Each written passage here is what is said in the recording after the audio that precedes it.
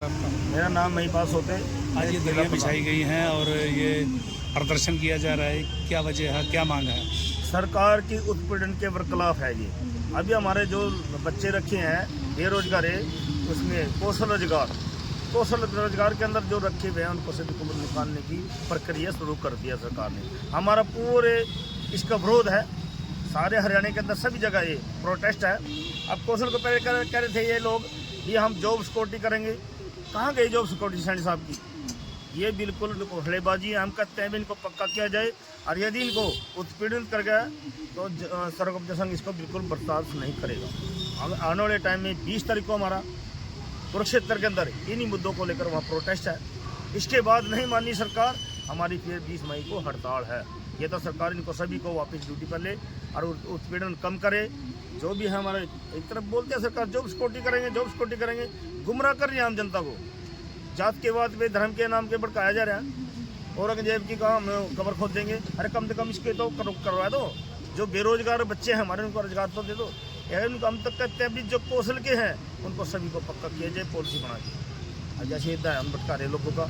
अभी 20 पेट्रोल का रेट बढ़ा दिया, डीजल का रेट बढ़ाया, 50 रुपये हमने इसके गैस के बढ़ाए हैं। जनता के ध्यान उस साइड में भटका दिया है। राजस्थान के अंदर एक घटना घटी है, जो वहाँ का अध्यक्ष है, वहाँ का जो अध्यक्ष है उसको ना मंदिर में नहीं जाने दिया। ये जातिवाद को पूरा बढ़ावा दे रहे हैं। और यदि मंदिर में चले गए कहने से तो उसके बाद उसको गंगा जल से धोया गया है। कितनी यानी कि जो बीजेपी सरकार है यह दलित विरोधी, जनता विरोधी और मुसलमान को तो विरोधी है ही। हम ये कहते हैं जात पात में बंटा जाए, ये बिल्कुल बर्दाश्त नहीं करेगा। सर्व कर्मचारी संघ इसकी कड़े शब्दों में निंदा करता है। राजस्थान में जिसने भी ये घटना घटी है तो उसको तुरंत प्रभाव से गिरफ्तार किया जाए और उसके ऊपर एफआईआर दर्ज की जाए। कौशल के कितने वर्कर हैं टोटली सारे? टोटल हरियाणा के हमारे यमुनानगर के अंदर, हरियाणा में तो बहुत है, हरियाणा में तो 2 लाख के करीब है। और यमुनानगर भी हमारे यहाँ चारों। क्या वजह बताइए सरकार ने क्यों निकाल दिया गया इनको? वही बात कह रहे थे सरकार ने, भैया आप हमारे पास पोस्टें हो गए, फिलिप हो गया, हम इनको निकाल दिया। रिलीव कर रहे हैं, निकाल नहीं रहे हैं, रिलीव कर दिया। रिलीव का क्या मतलब होता है?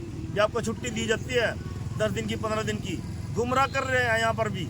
यह तो बिल्कुल नोटिस है भी आपको निकाल लिया गया, अब इनको गुमराह कर रहे हैं, रिलीव कर रहे हैं। कौशल के जो वर्कर उनको निकाल दिया उसकी वजह से ये हाँ, ये मेरा आज जो है ये कौशल रोजगार की तरफ से है। हमारा सारे हरियाणा के अंदर हमारे स्टेट के नेता खड़े हैं। मगर रामतीरा जी महासचिव हैं, ये नगर पालिका कर्मचारी संघ के और सर्वकर्मचारी संघ के सचिव हैं, ये पपला जी हैं। ये यहाँ पर भी नगर पालिका के अंदर हर डिपार्टमेंट में कौशल रोजगार के साथी हैं। ये पोस्टें भर के अभी डी ग्रुप की भर्ती हुई थी, 1800 के कर्मचारी निकाल दिए। नौ हमारे पास पोस्टें हुए, यानी कि उनको भर्ती करके पक्कों की उनको निकाल दिया गया। ऐसे क्यों रखे गए?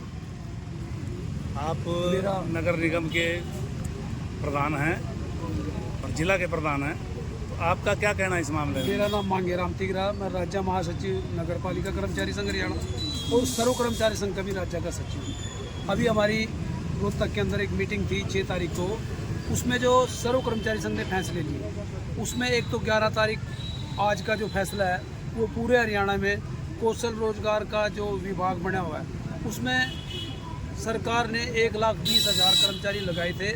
उनमें से आहिस्ता करके अब उनको निकाल रही है सरकार।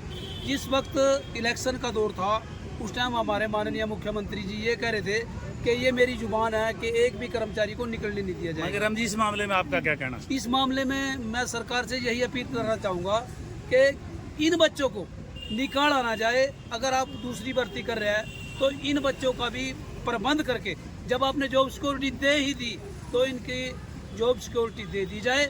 अगर सरकार ऐसा नहीं करेगी तो मजबूरन सर्व कर्मचारी संघ इसमें अगुवाई करके इन बच्चों की नौकरी बचाने का काम करेगा।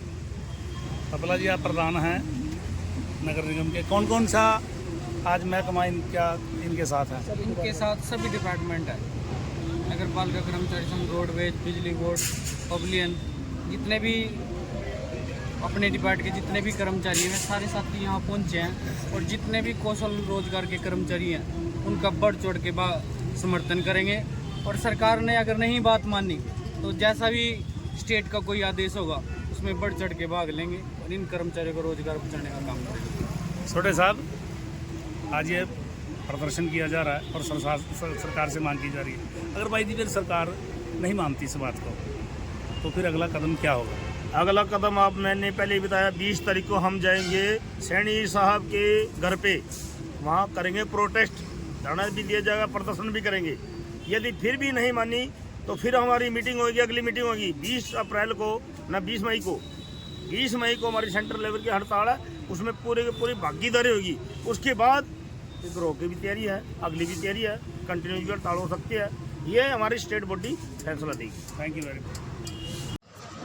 इनकलाब जिंदाबाद, सर्व कर्मचारी संघ हरियाणा जिंदाबाद, छटनी करने वाले मुर्दाबाद, छटनी करने वाली सरकार मुर्दाबाद, हरियाणा कौशल रोजगार निगम से हटाए गए कर्मचारियों को ड्यूटी पर वापस लो, हटाए गए कर्मचारियों को ड्यूटी पर वापस लो, नहीं डरेंगे घुर्की से, नहीं डरेंगे घुर्की से, इनकलाब जिंदाबाद, लड़ते साथी जिंदाबाद, लड़ती पैणे जिंदाबाद, आवाज दो, सर्व कर्मचारी संघ हरियाणा जिंदाबाद, केंद्र का बिजली का मुर्दाबाद, मुर्दाबाद, मुर्दाबाद, इनकलाब जिंदाबाद। जिंदाबाद, जिंदाबाद।